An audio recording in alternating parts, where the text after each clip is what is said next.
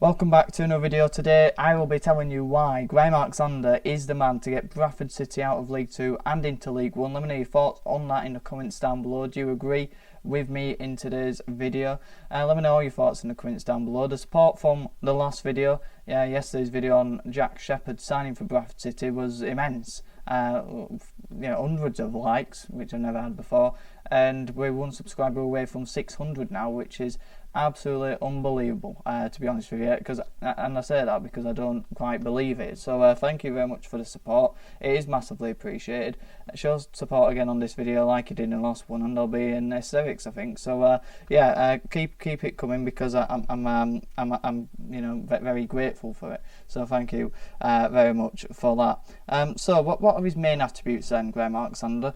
Now, for me, when I look at Graham Alexander, I look at a man who's got a winning mentality, someone who's got unbelievable standards and never lets them drop, and someone who is a fantastic man manager. And I think all those blend together. But the main thing is when you blend them together, you will develop players, and that is another massive attribute that Graham Alexander's carried through. And we've seen it already in his time in Bradford City. I can name a handful of players, but maybe even two handful of players who Graham Alexander has developed since he's come in at Bradford City. So, man management, I think that is the most underrated but the most important thing in terms of being a manager and your skill set as a manager. Understanding your players, getting the best out of your players mentally more than physically as well, because if you get the best mentally, it does carry on into the physical aspects of football. For example, back in February, Graham Alexander had a phone call, we believe it was a chat with Clark Odra, talking about how he looks quite lethargic and he won't really put an effort in, and he didn't want to track back. You could see that it was evident in his play.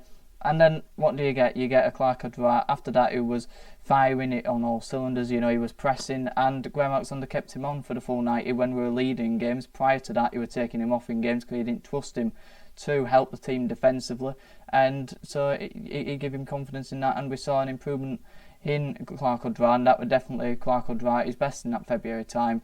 Against Sutton, MK Dons were the main one in that spell, and that were down to Graham Alexander's man management, and that was one case that we got told publicly, and I'm sure there's much more going on behind the scenes in terms of Graham Alexander's man management, and it is the most underrated skill of being a manager, like I've already said. If you look at all the managers who have got a track record of getting promoted in DFL, Neil Warnock always springs to mind. He's done it through man management. Brian Clough, one of the best managers of all time, through man management. And you look across Europe, and Carlo Ancelotti, he's very little involved in training. Tactically, doesn't say much. Same with Sir Alex Ferguson as well. And man management is where they shine, and that's where they get the best out of players. So it is a key part, and I think that is one of the best bits of Graham Alexander's abilities of a manager. And if you have that, it normally guarantees you promotion.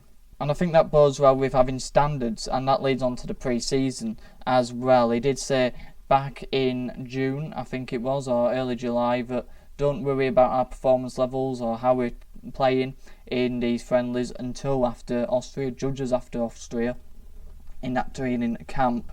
And that is definitely what we've done after Sunderland, because previous to that we lost to Chorley.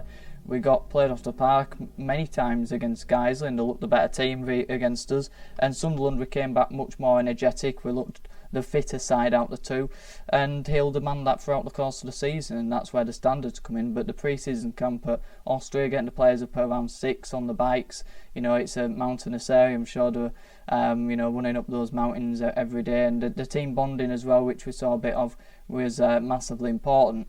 And all that bodes well with having a strong pre-season and keeping those standards up throughout the League 2 season, and it keeps morale up as well. He also has reshaped the fitness department as well, got rid of a couple because they seem to be useless. I mean, let's look at our injuries, look at how unfit we were last season. Graham Alexander wasn't happy with that. Maybe David Sharp had a part to play in it as well. We've looked to have got a new department in there, and hopefully they'll have a big impact next season, and that is down to Graham Alexander demanding standards, and it's something that this football club hasn't had.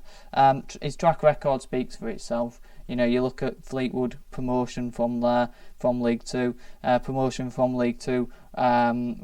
no one else because I think in National League with Salford.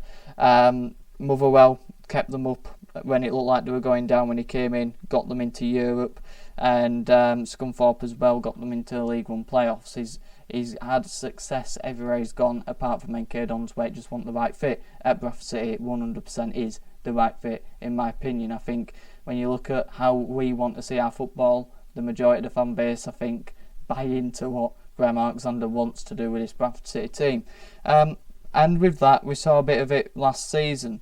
With the 6 wins in a row towards the back end, 7 unbeaten, just missed out on the playoffs around Christmas time. Mistletoe Online. We had a similar record, but bad ones sort of, it cost us the playoffs, but it also put a dent on that. You know, our runs were as bad as Elvis Presley's in 1977, August the 19th or 27th. I don't know. Let me know in the comments down below when Elvis shot himself and died. That was sort of costly for us. Just to go back to the track record as well, he's currently having the best points per game record that he's ever had.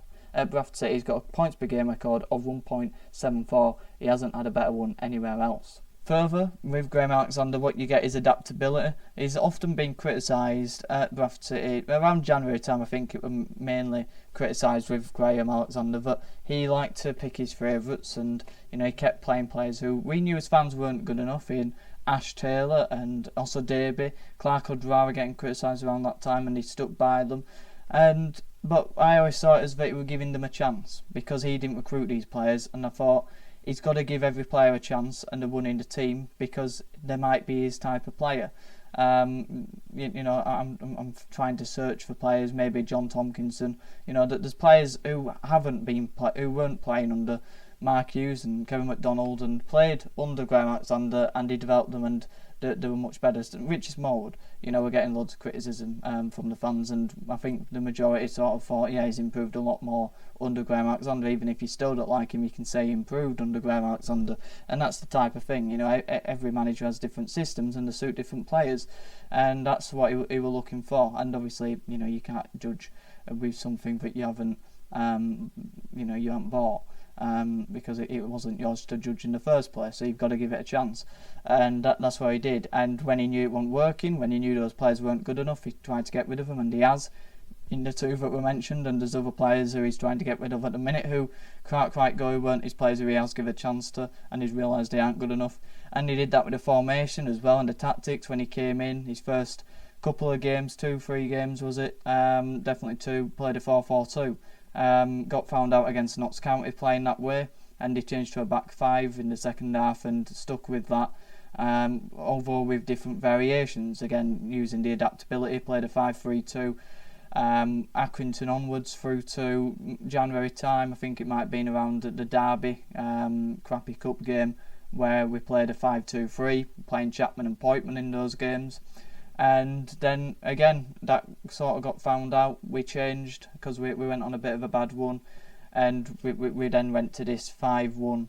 I feel like we might have changed it again. We might have changed to a 3-4-3 then, but then we changed to this formation that served us well towards the back end of the season with that unbeaten run, to the 5-1-2-2, with the 2 attacking midfielders, the 2 strikers, and we pressed high up the pitch. And I think that's the main thing with Alexander, what I love to watch about his teams and why I'm impressed and why I believe that we can do well, that the pressing that's on display when we're watching us, we barely sit back, and you press from front to back. You've got Andy Cook and Kavanagh who press high. Kavanagh obviously doing the main load of that with his pace. The 2 tends push up as well, but those 5 players and Richie Smallwood are very narrow, so it makes it hard for the opposition to try and break us down through the middle. And then our wing backs and our centre backs push up. Our centre backs go man to man. Our wing backs push up wide, which means it makes it harder for the opposition to work it wide as well. So they end up having a bit more possession from us because they may be going backwards and sideways trying to break us down. And then when we win the ball, we're very energetic. We're high energy. and we want to push up the pitch and counter them as quick as possible, going direct a lot of the times as well in doing so. A lot of the times under Alexander in those sort of 6 months of last season, tried to create overloads out wide with our wing backs pushing on, our centre backs overlapping, and our 2-10s drifting wider in the pockets, and to try and feed Andy Cook with chances into the penalty box with that Kavanagh or whoever were supporting him to support him and not leave him isolated. So I thought we were really quick on the break and good one-touch passing in the penalty area to create opportunities with overloads on the ball, and then off the ball, we were sharp. We didn't sit back too much, too deep, and we were quite high pressing. And I thought we were very entertaining, and that's why I'm a massive fan of Graham Alexander. I think he's got the perfect balance. At times he didn't. At times he went too direct, too long ball, and there were no real. It looked like there wasn't much plan to it, although there will have been. And at other times, Forest Green comes to mind where we were passing the ball around the back too much, and it was like Mark Hughes. But when we were ticking, he got that balance spot on, and that's why I think if we can find that balance again, we will go up.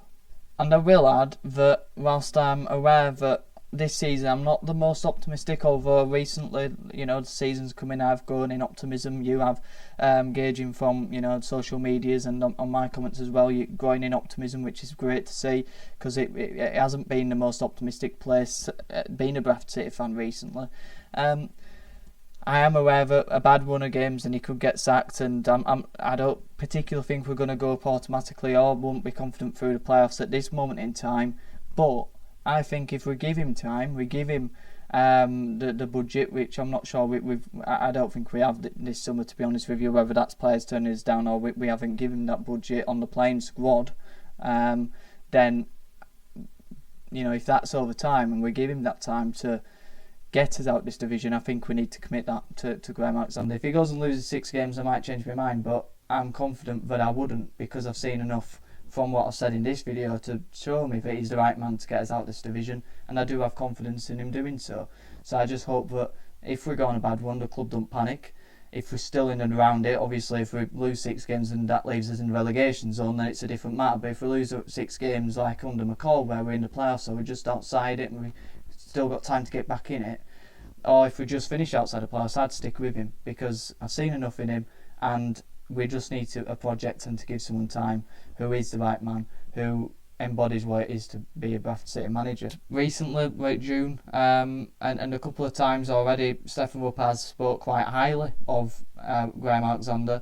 Ryan Sparks spoke highly of Mark Hughes, but I mean, Stephen Wood, he is wanting to make himself more visible, although we'll see how it is in a period of time, so I suppose he is going to big up his manager, but it is good to see that, and I hope that continues from the club in deflecting any negativity away from the manager and taking responsibility, because time after time they haven't done that and have been quite cowardly towards the managers. So that's my thoughts on Graham Alexander and why I think he will eventually in time, whether if it's this season or next season, if we give him that opportunity, he is the right man to get us out of League 2 and into League 1. Let me know your thoughts in the comments down below. Like the video if you did, subscribe if you're new, on the road to 1,000 subscribers. 600, we won away. We might have hit it by the time the video comes out. So thank you very much for your support. It is massively appreciated. Have a good one.